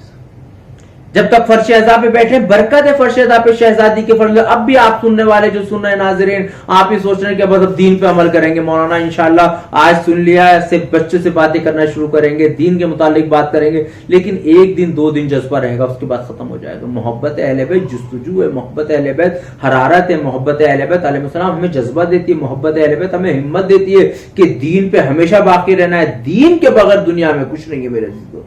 دین پہ اگر آپ عمل پہ رہے ہیں تو زندگی آپ کی کامیابی کے ساتھ گزرتی چلی جائے، کیونکہ مولا کائنات فرمایا دنیا ذل الزائل، دنیا ایک سایہ ہے، اسے کوئی پکڑ نہیں پائے گا۔ اس دنیا کو جتنا منہ موڑتے چلے جاؤ گے یہ دنیا آپ کے قدموں میں آتی چلی جائے گی۔ توکل اللہ ہونا چاہیے، اللہ کی ذات پہ توکل ہو، محبت اہل بیت علیہ السلام دل میں ہو، دین کی باتیں ہمارے درمیان پہنچنی چاہیے۔ اسلام کا سلیبس، قرآن کی گفتگو، سنت رسول، اہل بیت علیہ السلام کی تعلیمات، فضائل اہل بیت، کربلا کا واقعہ، بعد کربلا کا واقعہ، خود اماموں کی زندگی، خود مزار مقدسہ کے حالات، خود ہمارے امام زمانہ اجل اللہ تعالیٰ فرج شریف اللہم صلی اللہ علیہ وسلم، ان پر گفتگو۔ آج ہمارا نوجوان ہمارے امام سے کتنا اٹیچ ہے، اس پہ گفتگو۔ ہمارے سارے کام کسی خوشنودی کے لیے انجام دیے جا رہے ہیں، ان سے گفتگو۔ ہم نماز پڑھتے ہیں، کس سے جزا مانگتے ہیں؟ ہم روزہ رکھتے ہیں، کس سے جزا مانگتے ہیں؟ حج پہ جاتے ہیں، کس سے جزا مانگتے ہیں؟ اللہ سے۔ لیکن جب ہم کسی کو کھانا کھلاتے ہیں تو سوچتے ہیں لوگ ہماری تعریف، ارے بھائی جو بھی کام کرو قربت اللہ کرو، اللہ کی رضا کے لیے کرو، اللہ کی خوشنودی کے لیے۔ دنیا کیا دے گی؟ دنیا کچھ نہیں دے، دنیا کچھ نہیں ہے میرے عزیزو۔ میں آپ کے سامنے عرض کر رہا تھا ان مجلسوں کو ایک سلیبس معین ہونا چاہیے۔ ہمارے انجمن کے ذمہ داران کو، بانیوں کو یہ چاہیے، یہ میں ہر مجلس میں پڑھ رہا ہوں آج کل، کہ اپنے یہاں ذاکر کو بلائیں، ماہ محرم، ماہ سفر وغیرہ میں جب بھی بلائیں ایک سلیبس معین کر لیں کہ مولانا اس سال ہم ان ٹاپک کو اٹھائیں گے، اس ٹاپک پہ ہماری بات ہوگی، چاہے کچھ قرآن کے حوالے سے ہو، سیرت کے حوالے سے ہو، قرآن کی سوروں کی تفسیر ہو، کہ آج سورہ بقرہ ہو، سورہ یاسین ہو، سورہ رحمان ہو، یہ جتنے بھی جو بھی سورہ ہم رکھیں اس کی تشریح بیان کریں، کیا اس کا مقصد ہے، ہم سے کیا کہنا چاہتا ہے، نہج البلاغہ کے خطبوں پہ بات ہو، مولانا اس پر تیاری کر کے یہ پہلے سے معین کریں۔ صحیفہ سجادیہ پہ بات کریں کہ مولانا ان صحیفہ سجادیہ کے جملوں پہ بات کریں، اخلاق امیر المومنین پہ، اخلاق ائمہ پہ بات کریں، سخاوت ائمہ پہ بات کریں، شجاعت امام پر بات کریں، کردار اہل بیت علیہ السلام پہ بات کریں کہ کس کس طرح کا کردار اہل بیت نے ہمیں دیا۔ یہ تبرک، اب 2 طرح کے تبرک ہیں، توجہ فرمائیں جو میں کہیں، 2 تبرک ہیں ہماری مجلسوں میں، 2 تبرک ہیں ہمارے یہاں کہ جو 2 تبرک ہیں، ایک وہ جو ممبر سے ذاکر دیتا ہے، ایک تبرک وہ ہے جو توجہ فرمائے گی جو بعد مجلس بانی اعضا بانٹتا ہے۔ ہمارا تبرک یہ فیصلہ کرنا پڑے گا شیعہ نے کرنا وہ کون سا ہے۔ ہمارا تبرک جہاں تک میں نے علماء کی سے پڑھا ہے اور سیکھا ہے، میرا خود تجزیہ ہے، ہمارا شیعوں کے لیے جو تبرک ہے وہ یہ تبرک ہے جو ممبر رسول سے ذاکر ہمیں دیتا ہے، تعلیم کی صورت میں، تفسیر کی صورت میں، تعلیمات کی صورت میں، اخلاق کی صورت میں۔ اور یہ جو بعد مجلس تبرک بانٹا جاتا ہے اگر ہمیں مل جائے تو شکر خدا، بالکل چوم کے لیں، مولا کا تبرک ہے۔ لیکن یہ تبرک اصل میں غیر قوموں کے لیے ہے، غیر مسلک والوں کے لیے ہے۔ हमें मिल जाए तो अच्छा है, हमें लेना चाहिए, तबरुक के तरीके से लेना चाहिए, लेकिन हमें कोशिश करनी चाहिए कि हम अपने इस तबरुक को, मिंबर वाले तबरुक को इतनी अच्छी क्वालिटी पे ले जाएं कि बाहर का तबरुक लेने के लिए गैर कौमें आए। जैसे पहले आते थे हमारे, आप लखनऊ में देखिए, दिल्ली में देखिए, जहां जहां मजालिस होती थी, गैर कौम पहले आया करते थे, गैर कौम के बच्चे आया करते थे। हमारे यहाँ हिंदुस्तान के नवाबीन ने वो सिलसिला तबरुक का रखा, शीर माल बिरयानी कौर में, ताकि गैर कौम भूख की वजह से, रामपुर मशरा पढ़ते हैं तो रामपुर के हालात के नवाबों की जरिए बढ़ा करता था, सुबह से लेकर शाम तक गैर कौम आती थी। अब वो तबरुक जब उनके शिकम में जाएगा, हमारी हलाल कमाई का होता तबरुक, तवज्जो फरमाएगा, ये तबरुक मिंबर का इतनी अच्छी क्वालिटी का हो कि वो तबरुक लेने के लिए लोग आए।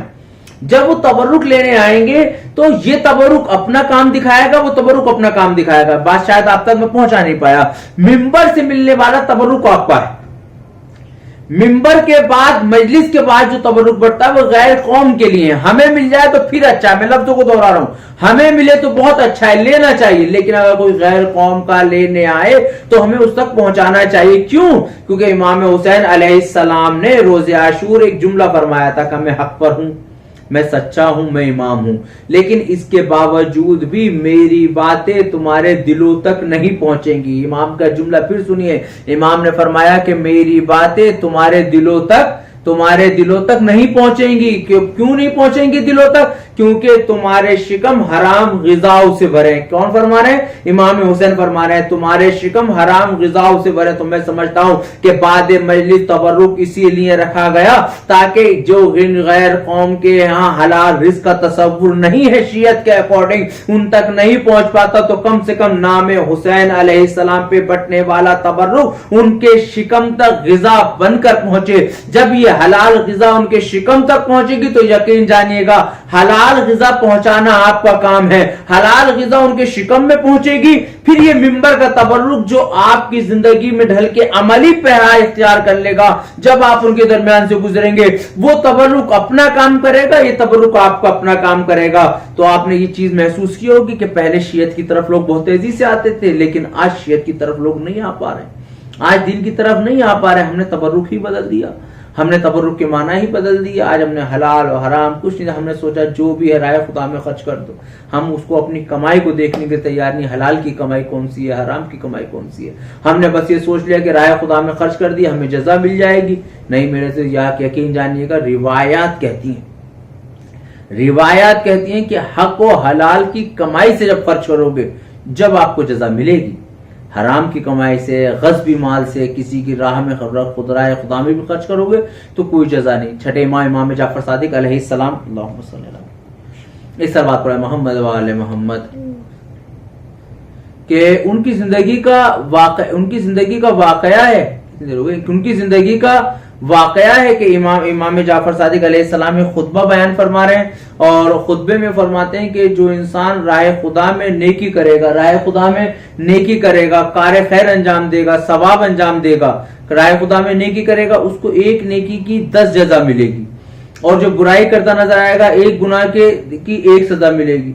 और उसमें एक नाअहल कोई बैठा होगा, कोई चालाक अपने आप को समझने वाला, वो वहां से निकला खुतबे से और उन्हें 10 दुकानों से माल चुराया और 10 फकीरों को दे दिया। 10 चोरी की और 10 फकीरों को दे दी। लोगों ने कहा ये क्या कर रहे हो? कहा तुमने नहीं सुना इमाम ने क्या फरमाया? एक नेकी की 10 जजा है, एक गुनाह की 1 सजा है। तो मैंने 10 बुराई की है तो मुझे 10 गुना मिले, लेकिन मैंने 10 जगह नेकी की तो मुझे 100 सवाब मिले। तो मेरा तो 10 अजाब कम कर दे, 90 तो बच गए, 90 तो बच गए। तो किसी ने जाके इमाम से कहा, इमाम ने कहा उसको बुला के लाओ। जब इमाम की खिदमत में वो आया तो इमाम ने फरमाया, आपने ये कैसे सोच लिया, ये कैसे आपने सोच लिया कि जो मैं कहना चाहता था वो ये था कि हक व हलाल की कमाई से जब राय खुदा में खर्च करोगे तो जब 1 का 10 मिलेगा, ना कि बुराई से चोरी के पैसे को खर्च करोगे तो सवाब मिलेगा। इस सलवात पढ़ दीजिए, मिल मोहम्मद व आले मोहम्मद, अल्लाहुम्मा सल्ली अला मोहम्मद व आले। तो मेरे अजीजों और बाबेदा, जो मैं आपके दरमियान बात रखना चाहता हूं वो यही कि हमें दीन समझना चाहिए, अपने मजलिसों के सिलसिले को बेहतर से बेहतर करें।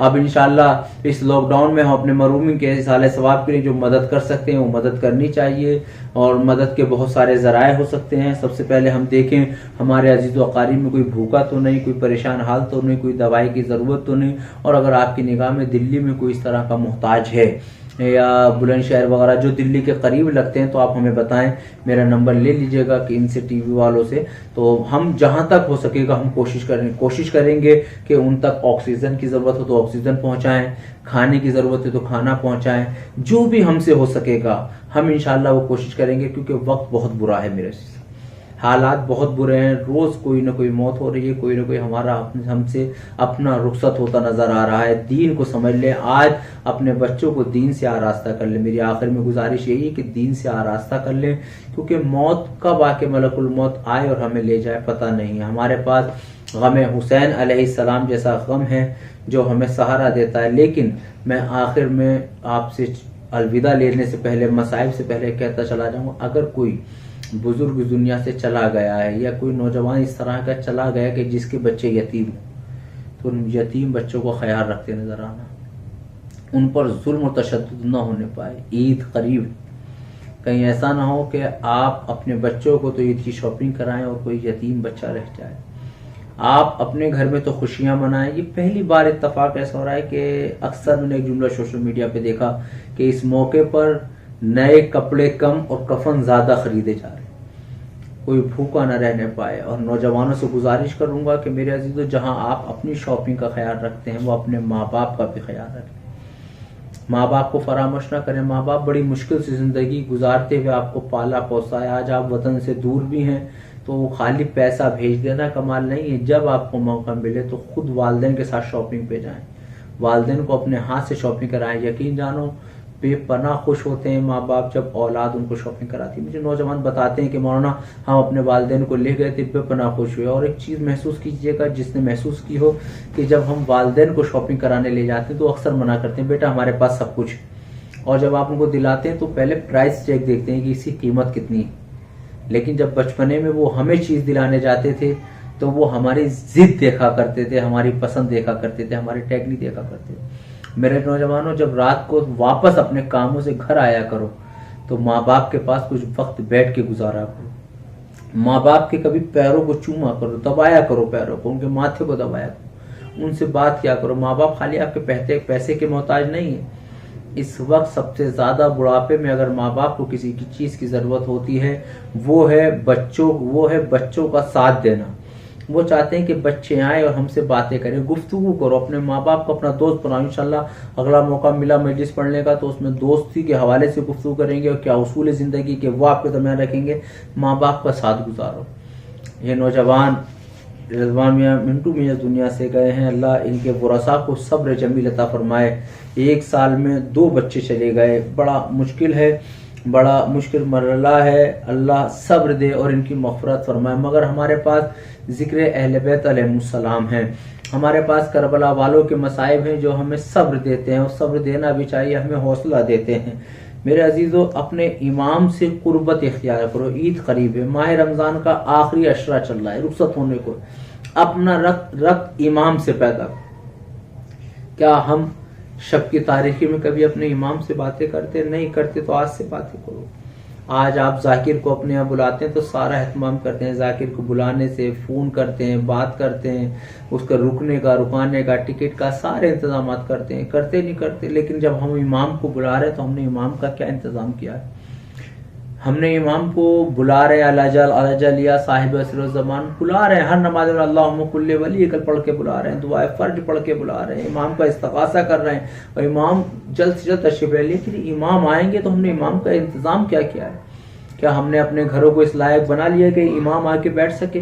ہم نے اپنی اولاد کی اتنی تربیت دے دی ہے کہ امام اپنی اور ہماری اولاد سے گفتگو کر سکیں؟ ہم نے اپنے لشکر کو اس لائق بنا لیا ہے کہ وہ امام کے لشکر میں شامل ہو سکے؟ میرے عزیزو, امام بڑے گریہ فرماتے ہیں. جب ہمارا نام اعمال امام کی خدمت میں پہنچتا ہے تو امام برابر گریہ فرماتے ہیں. کیوں؟ کیونکہ جب ہمارے نام اعمال میں برائیاں ہوتی ہیں, گناہ ہوتے ہیں, تو امام کے آنسو بہتے ہیں. امام جب روتے ہیں تو جو محبت اہل بیت, ان کے جد کے غم ان کے جسم پہ زخم ہرے ہو جاتے ہیں. اور امام زیارت نائیہ میں بھی جملہ فرماتے نظر آتے ہیں, میرا سلام میرے ان شہداء کے اوپر جن کے لاشیں بغیر کفن کے پڑے رہے. اجرکم اللہ.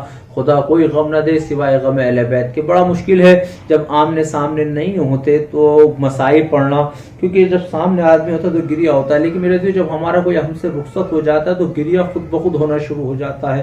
امام فرماتے ہیں میرا سلام ان جنازوں کے اوپر جنہیں کفن نہ مل سکا.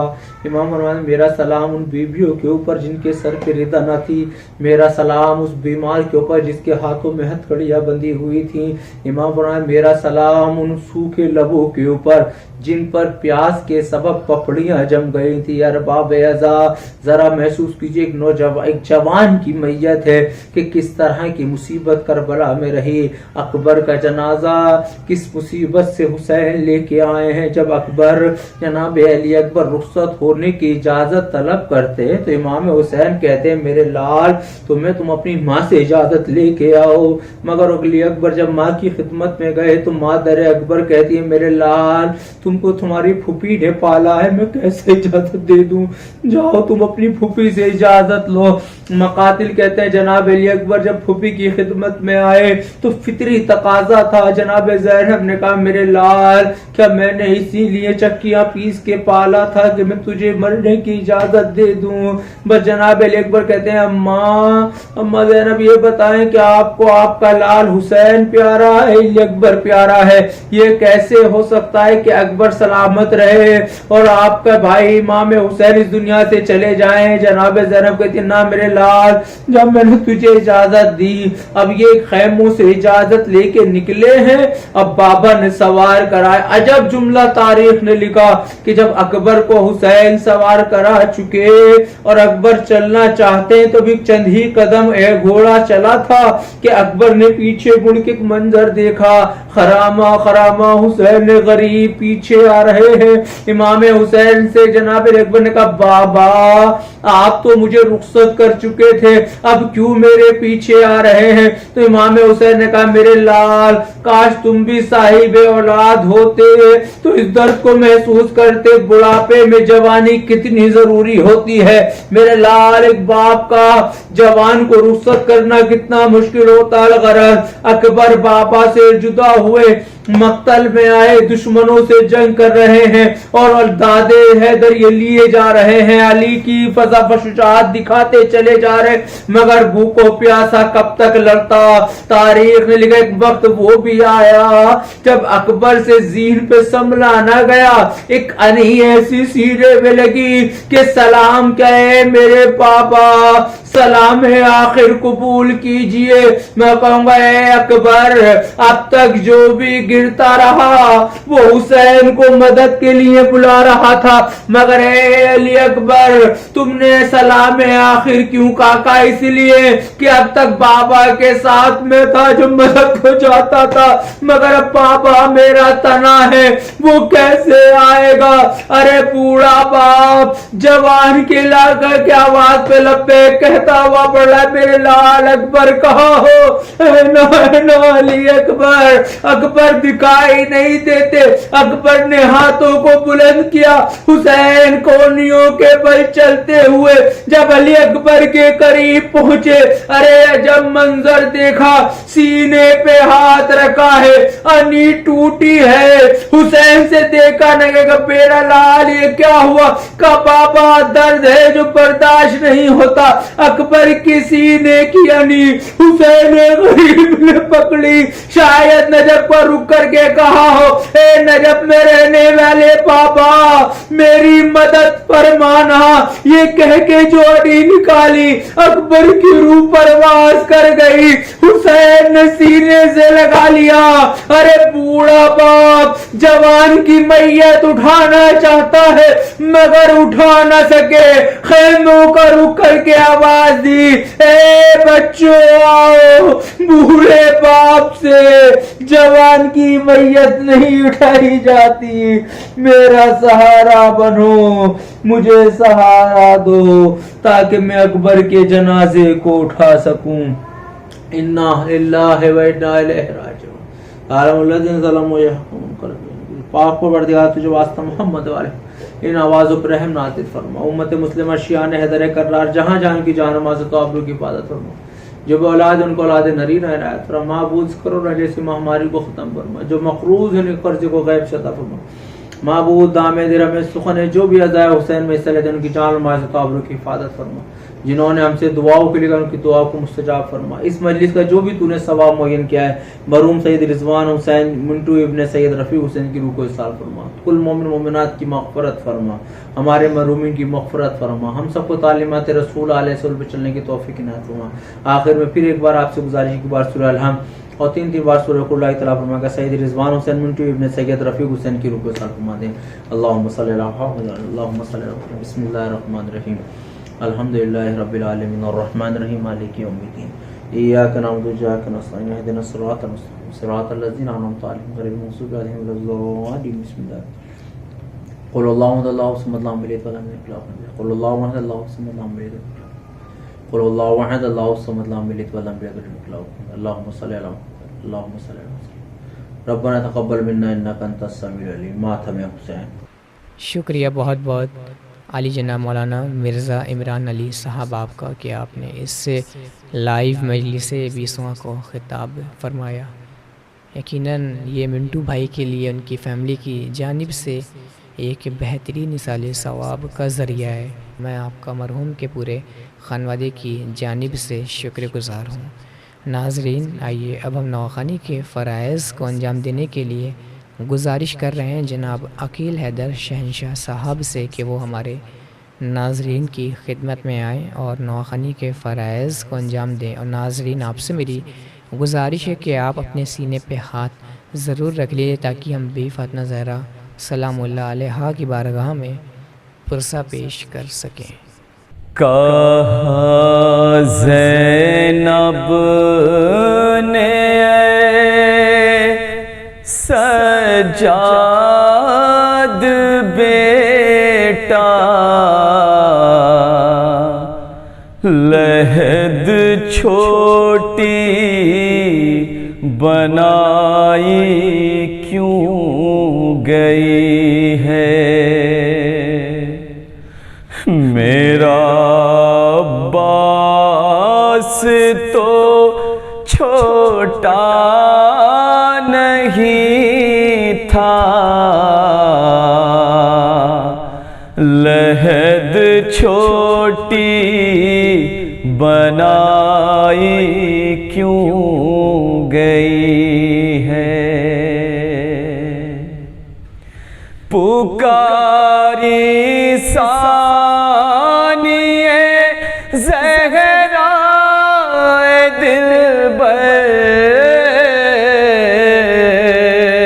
میرے عباس کا کیسا مقدر، پکاری ثانیہ زہرا دلبر میرے عباس کا کیسا مقدر، لحد چھوٹی سی اور غازی کا لاشا، لحد چھوٹی بنائی کیوں گئی ہے، ہر کٹے تھے ہاتھ یہ بھی مانتی ہوں، نہیں تھا تن پہ سر یہ جانتی ہوں، کٹے تھے ہاتھ یہ بھی مانتی ہوں، نہیں تھا تن پہ سر یہ جانتی ہوں، مگر غازی نہیں تھا اتنا چھوٹا، لحد چھوٹی بنائی کیوں گئی ہے؟ جواب پیش خدمت ہے، سماعت فرمائیں۔ چٹائی میں چچا کی لاش رکھی، بھتیجے نے بنا کر قبر چھوٹی، چٹائی میں چچا کی لاش رکھی، بھتیجے نے بنا کر قبر چھوٹی، لحد میں پھر رکھا ان کا جنازہ، لحد چھوٹی بنائی جو گئی ہے، پھوپھی اماں سنا جو ان کو کہتے، چنا ہے لاش کے ٹکڑوں کو میں نے، پھوپھی اماں سنا جو ان کو کہتے، چنا ہے لاش کے ٹکڑوں کو میں نے، بتاتی جا رہی تھی دادی زہرا، لحد چھوٹی بنائی جو گئی ہے، لحد کھودی نہیں جاتی تھی مجھ سے، چچا کی لاش پر یہ اشک برسے، لحد کھودی نہیں جاتی تھی مجھ سے، چچا کی لاش پر یہ اشک برسے، سہارا دے رہے تھے آ کے دادا، لحد چھوٹی بنائی کیوں گئی ہے؟ یہ بطور خاص سماعت فرمائیں۔ میں میت کو لیے تھرا رہا تھا، کہوں کیسے کہ میں غش کھا رہا تھا، میں میت کو لیے تھرا رہا تھا، کہوں کیسے کہ میں غش کھا رہا تھا، پھوپھی میرا تھا دونوں ہاتھ لپٹا، لحد چھوٹی بنائی جو گئی ہے۔ شکریہ جناب عقیل حیدر شہنشاہ صاحب، میں مرحوم کے پورے خانوادے کی جانب سے آپ کا شکر گزار ہوں کہ آپ نے ہماری چھوٹی سی آواز پر لبیک کہا اور اس مجلس 20واں میں نوخانی کے فرائض کو انجام دیا۔ میں مرحوم کے پورے خانوادے کی جانب سے آپ کا شکر گزار ہوں، اور ایک بار پھر میں جناب علی جواد صاحب آپ کا، عباس رضوان رضوی صاحب آپ کا، مرزا شجاع عباس صاحب آپ کا، اور عقیل حیدر شہنشاہ صاحب آپ کا، اور علی جناب مولانا مرزا عمران علی صاحب آپ کا مرحوم کے پورے خانوادے کی جانب سے بہت بہت شکر گزار ہوں، اور میں اپنے چینل حسینی عزادار پروڈکشن کانپور کی جانب سے مرحوم کے پورے خانوادے کو ایک بار پھر تعزیت پیش کرتا ہوں، اور تمام ناظرین کا بھی میں بہت بہت شکر گزار ہوں کہ وہ اس سے لائیو مجلس سے 20واں میں جڑے رہیں، اور آپ لوگوں سے میری گزارش ہے کہ آپ لوگ ہمارے چینل کو حسینی عزادار پروڈکشن کانپور کو زیادہ سے زیادہ سبسکرائب اور بیل آئیکن ضرور آن کرائیں تاکہ ہمارا آنے والا ہر پروگرام آپ کے روبرو آتا رہے۔ ناظرین، انشاءاللہ آپ سے ہماری ملاقات پھر کسی نئے پروگرام کے ساتھ ہوگی، تب تک کے لیے آپ اپنا خیال رکھیں۔ خدا حافظ، والسلام۔